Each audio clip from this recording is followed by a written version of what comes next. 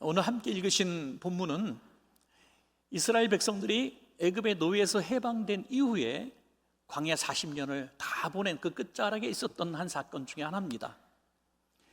이제 이스라엘 백성이 가나안에 이제 본격적인 진입을 하고 정복 전쟁을 시작하는 그 첫 장이기도 합니다. 이제 가나안 목전에서 가장 처음으로 맞닥뜨린 그 거대한 장애물이 있었는데 그것이 그 유명한 여리고성입니다. 여리고성은 난공불락의 요새다라고 고고학자들이 발굴한 바에 의하면 그렇게 평하고 있을 정도로 누구도 무너뜨릴 수 없는 거대한 성이고 견고한 성이었습니다. 이 여리고라고 하는 이 이름의 그 뜻을 살펴보면 달의 신, 달신을 의미하고 있습니다. 그것은 아마도 이 여리고 사람들이 달신을 숭배하는 사람들이 있기 때문에 달신 숭배지라는 그런 이름을 가졌는지도 모르겠습니다. 또 하나는 향기로운 곳이라는 이름을 가지고 있었는데요, 왜냐하면 그곳에 향료가 많이 나왔다고 해요. 향료가 있었고 또 종려나무도 많이 심겨져 있는 오아시스였다고 합니다. 그래서 이 여리고 하면은 부자 동네 이렇게 불려졌던 것이죠. 그리고 또 하나는 아시다시피 아주 견고하고 강한 군대가 있는 견고한 성읍이었다는 것이죠. 자, 이스라엘 백성이 가나안을 공격하면서 가장 첫 번째 맞닥뜨린 이 장애물이 바로 이와 같은 엄청난 여리고성이었습니다. 그런데 어떻게 그 여리고성을 점령하게 됐습니까? 칼 한 번 휘두르지 않고 전적인 하나님의 은혜로 그 여리고성을 차지하게 되죠. 이제 말씀대로 순종합니다. 6일 동안은 한 바퀴씩 이렇게 도는데 제사장들이 언약궤를 메고 백성들은 침묵하면서 따릅니다. 마지막 7일째 7바퀴를 돌면서 큰 함성을 지를 때에 그 성이 무너지는 것을 그들은 경험했습니다. 얼마나 신이 났을까요? 가나안 땅을 이미 차지한 것 같은 그런 감격을 가졌을 거예요. 저 가나안 땅을 차지하는 데 있어서 가장 큰 장애물이고 첫 번째 관문과 같은 여리고성을 그렇게 손쉽게 얻었으니 이제 앞으로 문제는 잘 풀릴 것이다라는 그런 낙관을 하고 있을 때입니다. 그런데 바로 앞에 또 무슨 성이 또 있었습니까? 아이성이라는 작은 성이 그 다음에 기다리고 있었습니다. 그런데 백성들은 안중에도 없는 거예요. 야, 여리고성도 무너뜨렸는데 그에 비교할 수 없이 작은 아이성, 그 아이성을 우리가 걱정할 필요가 뭐 있냐 하면서 기도도 하지 않고 응답도 받지 않고 그냥 3,000명 작은 병력을 보냈다가 큰 참패를 당하죠. 이 아이성의 이 아이의 뜻은 폐허, 돌무더기란 뜻을 가지고 있습니다. 이미 그 성 같은 규모가 없었다는 거예요. 여러분, 이 한국말도 참 재미있어요. 여리고성이 어른성과 같이 큰 성이었다면 이 아이성은 아이처럼 작은 성, 아이성. 예. 별로 아이성처럼 작아도 아이성이다. 웃어야 되는데 아무도 안 웃네. 좀 더 나가서 아이들이 쓰는 폰을 아이폰이라 그러고요, 아이를 패는 패드가 아이패드라고 그래요. 하여튼 분위기가 왜 이러죠? 하여튼 이 아이성은 말 그대로 아이처럼 작고 연약한 그런 성이었습니다. 그런데 이 성에서 이스라엘 백성들이 큰 참패를 당하는 거예요. 그리고 30여 명의 사상자를 내고 다 도망오게 됩니다. 그 성은 1만 2천 명 정도의 사람들이 거주하고 있었는데 3천 명을 보낸 것 자체가 정말 이 교만한 거죠. 이 3만 명도 이후에 보내는 역사를 보면 그렇게 처음부터 했어야죠. 아주 무시했던 것이죠. 제가 그 고고학자들, 그 학자들이 발굴한 것과 또 여러 학자들이 추측해서 그린 그림 한 장을 보내드릴게요. 보면 먼저 이거 여리고성의 이제 상상 그림입니다. 이 성벽이 외벽이 이렇게 있는데 외벽이 굉장히 높고 그 외벽 사이사이에 심지어 그 사람들이 많이 왕래할 수 있을 정도로 그 성벽 두께가 대단히 두껍습니다. 그리고 이 그림에는 자세하게 나와 있지 않지만은 고고학자들이 발견하고 깜짝 놀란 부분이 있는데요. 이 건축 구조상 이 성벽이 보면 이렇게 보통 90도로 서 있던지 또 이렇게 약간 기울어져 있던데 해서 이게 올라가기 쉬운데 이 성벽은 역으로 경사면을 뒀다는 거예요. 그래서 도저히 사람이 타고 올라갈 수 없을 경사면을 둔 성벽이라는 거죠. 참 놀랍죠? 그리고 넘어갔다 할지라도 보면은 또 그 안에 이제 군사들이 있고 가옥이 있어요. 그래서 두 번째 성벽을 또 넘어야 되는 이중 성벽을 갖추고 있습니다. 영어로 제리코라 그러죠. 이 제리코 성 도면을 우리가 잠깐 보셨습니다. 이렇게 거대한 이중 성벽으로 둘러싸이는 안전한 요새였습니다. 그러면 아이성은, 아이처럼 작은 아이성은 어떨까요? 요 정도 규모밖에 되지 않습니다. 여러분, 비교도 되지 않죠? 저 여리고성을 무너뜨렸는데 요 정도 아이성은 그냥 무시할 만 했었습니다. 그런데 참패를 당하고 쫓겨온 그들은 너무너무 두려워하기 시작했다는 거죠. 자, 여호수아 7장 5절 말씀 보면 이런 표현이 나와 있습니다. 백성의 마음이 녹아 물같이 된지라. 물처럼 마음이 확 쏟아져 버렸다는 거예요. 기가 꺾였다는 거예요. 이 싸울 의지를 다 잃어버렸다는 거예요. 이 작은 전쟁에서 사실 30여 명의 사상자를 낸 것은 지극히 작은 손실이라고 볼 수 있지만 그들은 이제 전의를 상실하고 말았습니다. 왜 그랬을까요? 앞으로 굉장히 많은 전쟁이 기다리고 있습니다. 지금 이 가나안을 정복하는 루트를 보면은 크게 세 군데의 루트를 보는데요. 중부 지방을 공격하는 공략이 있었고, 그다음에 북부와 남부로 나눠져 있는 이제 루트가 있었습니다. 왜냐하면 그곳에 북부에 거대한 방어 세력이 있었고 남부에도 거대한 방어 세력이 있어요. 각각 북부 연합군, 남부 연합군이라고 이제 칭하고 있는 군대들과 성읍들이 수도 없이 많았습니다.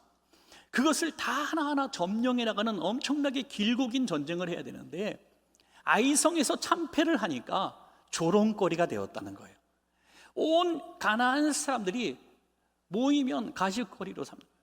술 먹어가면서 깔깔거리면서 야, 이스라엘 백성들, 조그만 아이성 앞에 참패를 당하는 그 별 볼 일 없는 민족이 우리 가나안 족속 연합군을 공격한다고? 야, 웃기지도 않는다 하고 조롱하기 시작했다는 거예요. 그 모습이 성경에 그대로 다 나와 있습니다. 그래서 이제는 안 되겠구나, 여기까지인가 보다 하고 이제 실망하고 있었던 그 상황이었다고 하는 거죠. 사랑하는 여러분, 우리 신앙의 길에도 바로 이 아이성 앞에서의 참패로 인하여 우리의 마음이 물같이 녹아지고 또 이제 살아갈 용기를 잃어버리는 그런 사건들이 있을 수가 있습니다. 참 그런 것 같아요. 우리가 큰 문제를 만나면 긴장을 합니다. 집중을 합니다. 그리고 열심히 기도도 하고 노력도 합니다. 질병으로 치면 암과 같은 질병을 만나면 온 가족이 힘을 합하고 기도하고 좋다는 약들도 찾고 막 위로합니다. 그런데 사업도 마찬가지죠. 큰 가게의 사업의 위기를 만나서 오늘 내일 정말 부도날지도 모르는 이 상황이 만나면 온 가족이 응원하고 기도하고 하나님 앞에 막 안 나오던 기도도 하고 매달립니다. 금식도 합니다. 그런데 아주 작은 문제들, 감기 같은 문제들, 뭐 살아가면서 늘 겪을 수 있는 별 볼 일 없는 그냥 하루의 어떤 중요한 비즈니스 같은 문제, 이런 문제는 기도조차 하지 않는 거예요. 큰 문제는 우리가 열심히 기도하고 질병의 문제도 극복하고 사업의 문제도 극복해서 정말 하나님 살아계심을 기뻐하는 순간도 있겠지만 일상의 작은 하루하루의 일 가운데 하나님 의지하지 않고 있다가 어처구니 없는 사건 사고를 만날 때가 있다는 거예요. 여러분, 이 법조인도 보이스피싱을 당한다는 사실 아시죠, 여러분? 너무 창피해서 말도 못한대요. 그리고 누구보다 잘 아는 그 전문가들이 그 일을 거기서 어처구니 실수들을 많이 합니다. 그러면 참 기가 꺾이고 사기를 다 꺾이고 잃어버리는 거죠. 자신에 대해서 실망하게 됩니다. 오늘 이스라엘 백성이 그랬다는 거예요. 야, 우리는 여기까지인가 보다, 하나님이 우리를 버리셨나 보다 했다는 거죠. 자, 그렇다면 이런 상황 가운데 놓인 분들이 계시다면 우리 한번 다시 일어날 수 있는 비결을 찾아야 된다는 것입니다. 여러분, 믿음의 길은 넘어지지 않는 백전백승의 길이 절대로 아닙니다. 때로는 여리고성 같이 어마어마한 문제도 해결하는 용사와 같은 날도 있겠지만, 작고 작은 아이성과 같은 그 작은 문제 앞에서 믿음도 다 까먹고 쓰러지고 울고 낙심할 때도 있습니다. 여러분, 그 작은 문제에도 여기까지가 보다 포기하고 죽고 싶을 때도 있다는 겁니다. 그러나 그리스도의 삶은 넘어지지 않는 삶이 아니라 넘어졌을 때 다시 일어날 수 있는 힘을 받는 하나님의 백성의 삶을 사는 것이 그리스도인의 삶인 줄로 믿습니다, 여러분. 그래서 아이성을 정복하는 비결, 저는 딱 두 가지만 말씀을 드리겠습니다. 첫 번째로, 패배의 원인을 찾아 회개하라는 것입니다. 여리고성을 정복할 수 있었던 것은 전적인 하나님의 은혜였습니다. 그런데 작은 아이성을 만났을 때에는 그 하나님의 은혜를 더 이상 의지하지 않고 자신들의 힘으로 충분히 감당할 수 있으리라고 생각하고 공격을 했다가 큰 낭패를 당하죠. 그런데 진짜 원인은 그들이 깨닫지 못한 다른 데 있었다는 거예요. 이제 이스라엘 백성들과 여호수아는 하나님의 뜻을 찾지 못해서 통곡을 하며 죄를 뒤집어 쓰고 하나님 어디 계시냐고 낙심하며 울며 기도하게 됩니다. 자, 여호수아 7장 8절부터 9절까지 보시면, 주여, 이스라엘이 그의 원수들 앞에서 돌아섰으니 내가 무슨 말을 하오리이까? 가나안 사람과 이 땅의 모든 사람들이 듣고 우리를 둘러싸고 우리 이름을 세상에서 끊으리니 주의 크신 이름을 위하여 어떻게 하시려 하나이까? 두 가지 탄식을 하죠. 하나는 이 자그마한 아이성을 이기지 못했으니 우리는 조롱거리가 되었습니다. 두 번째는 뭡니까? 그럼에도 불구하고 우리의 아픔보다도 우리를 이곳까지 인도하신 하나님의 이름이 조롱당하는 것을 어떻게 하시려 하십니까? 그들은 지금도 아이성에서 패배한 이유를 정확하게 발견하지 못하고 있었습니다. 그 이유는 바로 아간이라고 하는 사람의 범죄가 있었다는 거죠. 여리고성을 침략하고 여리고성의 모든 탈취물들을 가지고 그것을 하나님께 드리라고 하나님은 이미 말씀해 주셨습니다. 그러나 그것을 아간은 도둑질했다는 거예요. 여러분, 오늘 성경을 자세히 보시면요, 아간이 여리고성의 물건을 가져왔다고 말하지 않고 하나님의 것을 도둑질했다고 말하고 있습니다. 왜요? 이미 여리고성 통째로 하나님께 드린 바 되었기 때문이죠. 여호수아 7장 11절 보면, 이스라엘이 범죄하여 내가 그들에게 명령한 나의 언약을 어겼으며 또한 그들이 온전히 바친 물건을 가져가고 도둑질하며 속이고 그것을 그들의 물건들 가운데 두었느니라. 마치 원래부터 자기의 물건이었던 것처럼 자기 물건 놓는 데다가 하나님의 것을 훔쳐서 갖다 놨다는 거예요. 여러분, 우리의 인생의 창고에도 하나님의 것이 마치 전부터 내 것이었는 것처럼 쌓아둘 때가 있을 때가 있습니다. 여러분, 하나님께서 이 여리고성에 있는 물질이 탐나서 야, 그건 다 내 거야, 나한테 가져와, 그렇게 말씀하셨을까요? 그렇지 않습니다. 그렇다면 그 이후에 수많은 성들을 다 정복했을 때마다 내게 다 갖고 와라고 말씀하셨겠죠. 그렇지 않습니다. 바로 다음 성인 아이성을 이제 정복했을 때만 해도 하나님이 이렇게 말씀하십니다. 야, 탈취물들은 다 너희가 가져라. 그렇다면 왜 여리고성의 물건은 내 거라고 말씀하시고 그 다음에 아이성을 비롯해서 수많은 성들의 물건들은 너희가 취하라고 말씀하셨을까요? 크게 우리는 이해할 것은 주님의 주권에 대해서 이해할 필요가 있습니다. 주님이 법이다라고 말씀하셨다는 거예요. 마치 에덴 동산에 선악과 하나를 지명하시고 이거는 법이다라고 말씀하시는 거죠. 여러분, 하나님은 우리에게 주실 수도 있고 또 걷어가실 수도 있는 분이십니다. 그걸 인정하라는 거예요. 인정하라. 여리고성을 그들이 정복할 때 칼 한 번 휘두르지 않았습니다. 전적인 하나님의 은혜로 통째로 다 주신 거예요. 그러니까 내게 바쳐라라고 그들의 믿음을 시험하신 것이. 또 하나는 구약시대에 있었던 첫 열매 개념을 이해하는 거죠. 이스라엘 백성이 드디어 가나안을 정복하려고 덤벼들었을 때 가장 첫 번째 관문이고 성이었던 것이 바로 여리고입니다. 이 성을 하나님께서 해결해 주셨다는 거예요. 그래서 이 성은 첫 열매로 하나님께 드려라 했던 것이죠. 첫 열매. 첫 열매를 하나님 앞에 드리면, 소득의 10의 1조를 드린 것처럼 첫 열매를 하나님 앞에 올려드리면 그 이후에 삶의 축복을 약속하셨던 것입니다. 그러나 이 아간은 그것을 어겨서 자기의 소유로 삼았다고 하는 것입니다. 여러분, 우리가 아이성의 실패를 경험할 때마다 아간의 이 범죄를 깊이 한번 생각해 볼 필요가 있습니다. 나는 하나님께 아간과 같이 범죄한 일은 없는가? 하나님의 주권과 하나님의 명령에 불순종하고 또 하나님의 말씀대로 살지 못한 그런 탐욕의 부분들이 있었는가 생각해 보아야 합니다. 그리고 회개해야 한다는 것이죠. 자, 여호수아 7장 13절을 보면 너는 일어나서 백성을 거룩하게 하여 이르기를 너희는 내일을 위하여 스스로 거룩하게 하라.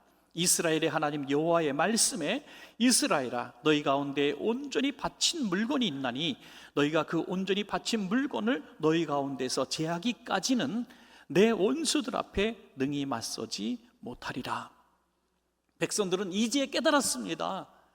여리고성은 그렇게 쉽게 주시더니 이 조그만 아이성을 우리에게 주시지 않았던 하나님의 그 이유를 깨닫고 투표를 통해서, 제비뽑기를 통해서 이 아간을 결국 찾아냅니다.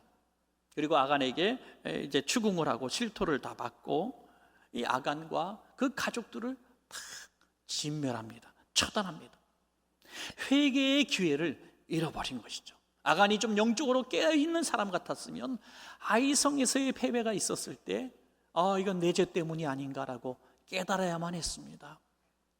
사랑하는 여러분, 우리가 여리고성 같은 큰 문제는 해결받았는데 너무나 쉬운 문제인 이 아이성과 같은 문제에서 큰 고통을 받을 때 우리는 가장 먼저 혹시 나는 아간이 아닌가라고 그 문제 앞에서 내 죄악을 발견하고 회개하는 성도님은 복이 있을 줄로 믿습니다. 대단히 귀한 것이죠. 회개도 기회가 있습니다. 타이밍이 있습니다. 아나니아와 삽비라도 마찬가지 아닙니까? 하나님께 기쁨을 드리고 또 가난한 성도들을 위해서 결심을 합니다. 내 밭을 팔아서 정말 우리 교회 가난한 성도들에게 내가 좀 음식도 사주고 옷도 사주고 그런 선한 마음이 막 부릴 때 일어난 거예요. 그리고 지난주에 보니까 아무개 성도님, 바나바 성도님 같은 분이 뭐 큰 것을 갖고 와서 성도들에게 막 베푸는 거 보니까 부럽기도 하고 지연아도 선한 일을 좀 하고 싶습니다. 그래서 밭을 팔았다는 거예요. 막상 팔고 보니까 욕심이 생긴 거예요. 그래서 조금만 갖다 드렸어요. 이것만 가지고도 깜짝 놀랄 일이죠. 야, 저분 착하구나. 그런데 하나님은 속지 않으셨다고 하는 거예요. 사도행전 5장 4절 보니까 땅이 그대로 있을 때에는 내 땅이 아니며 판 후에도 내 마음대로 할 수가 없더냐. 어찌하여 이 일을 내 마음에 두었느냐. 사람에게 거짓말한 것이 아니라 하나님께로다. 하나님께로. 하나님 앞에 범죄한 것이라는 거죠. 차라리 안 드리고 벌 받지 않을 수도 있었는데 하나님을 속이는 그 속임이 하나님을 지금 분노케 하셨다는 거죠. 아나니아와 삽비라 마찬가지입니다. 아간도 마찬가지입니다. 죄를 지어서 망한 것이 아니라 회개할 기회를 놓쳤기 때문에 망한 겁니다. 여러분, 저와 여러분 모두 아이성 앞에서의 실패를 경험할 때마다 깨달아야 합니다. 하나님, 내 죄를 발견하게 하여 주시옵소서.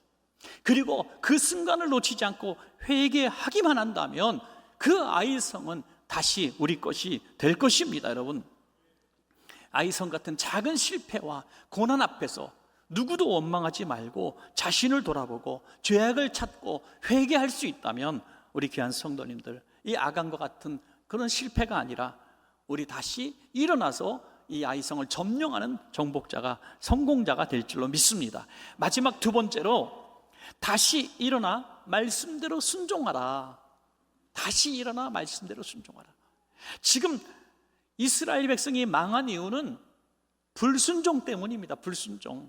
여리고성을 정복하고 그것을 하나님께 드리라는 것을 불순종하고, 또 아이성을 공격할 때에도 기도조차 하지 않고 하나님의 음성 듣지 않고 그들은 마음대로 3,000명만 보내까지 거 하고 교만을 떨었을 때 그들이 망한 겁니다. 망할 수 있는 여러 가지 이유들이 여러 가지 있었던 것을 보게 됩니다.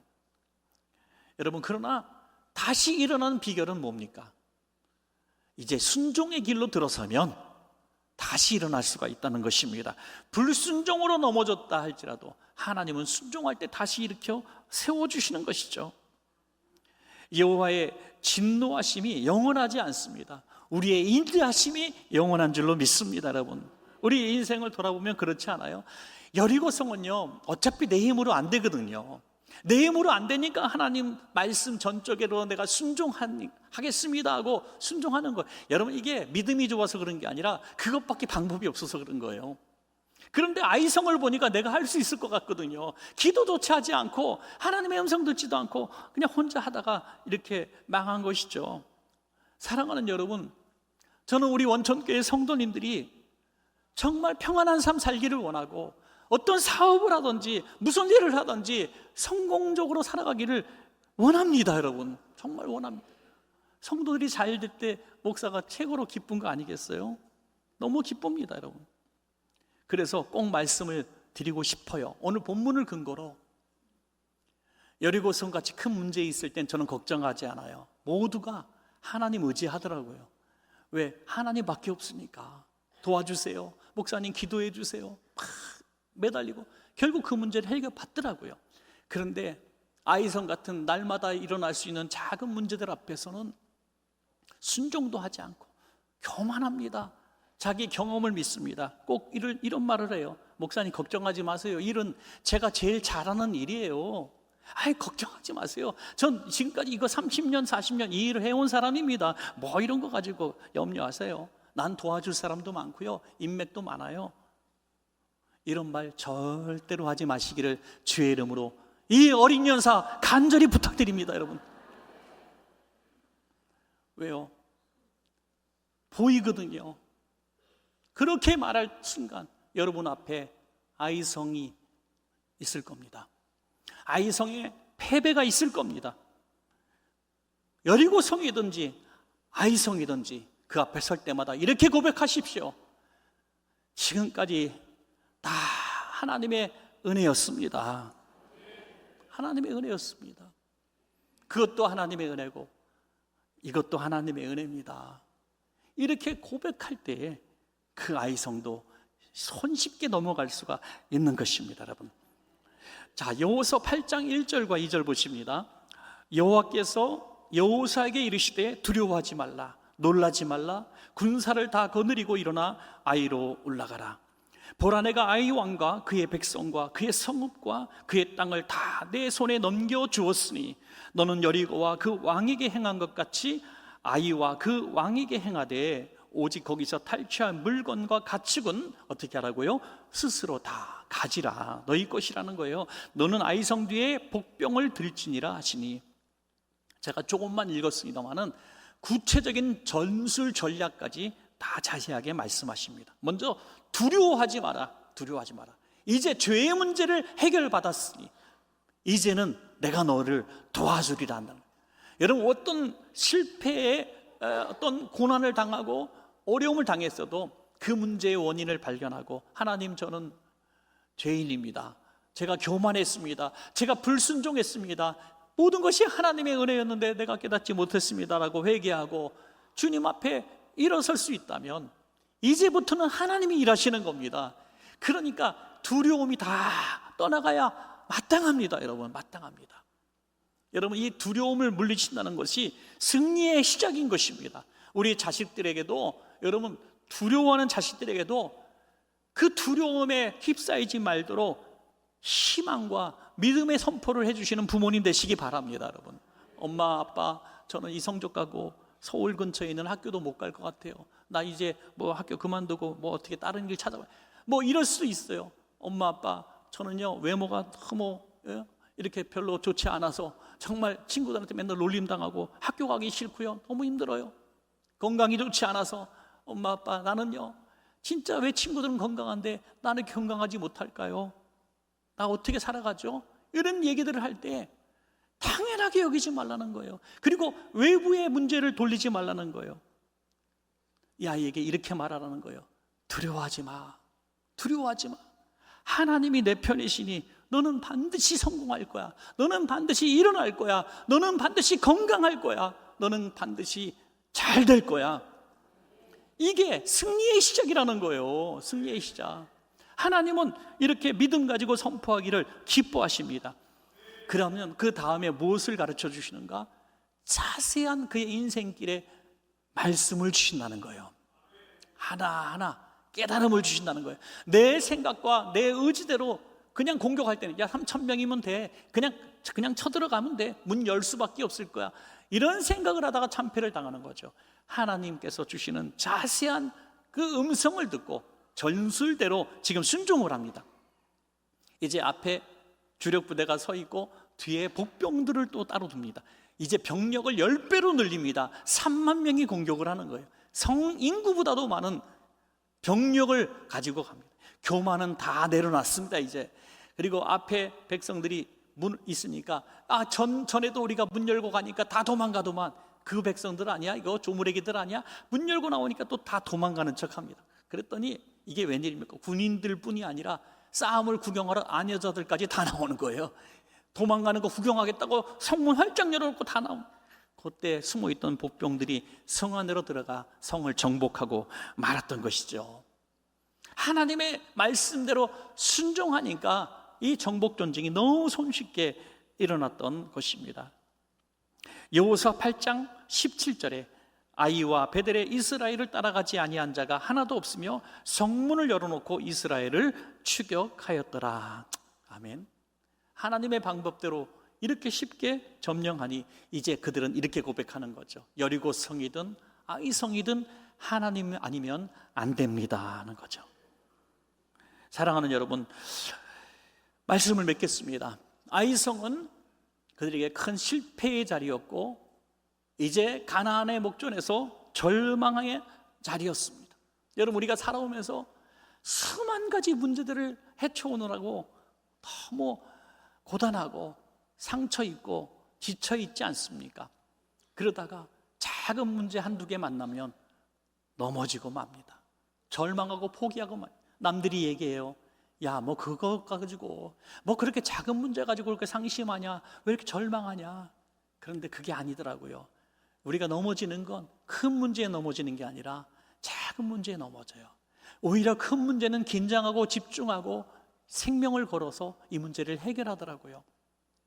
여러분, 오늘 이 작은 문제 넘어지신 분들이 계시다면 다시 일어날 수 있는 비결을 오늘 말씀에서 배울 수 있습니다. 그 실패의 원인을 뒤돌아보고 불순종을 순종으로 바꾸고 회개하고 말씀대로 다시 살기로 결단하신다면 분명히 우리 그 아이성과 같은 문제들을 다 극복하게 될 것입니다. 여러분, 앞으로 여리고성과 같은 큰 문제든지 아이성과 같은 삶에 날마다 만날 수 있는 작은 문제든지 다 하나님께 맡기십시오. 하나님의 은혜가 아니면 안 된다고 고백하십시오. 그리고 말씀대로 순종하십시오. 그래서 반드시 여리고성이든 아이성이든 승리만 있기를 주의 이름으로 축원합니다.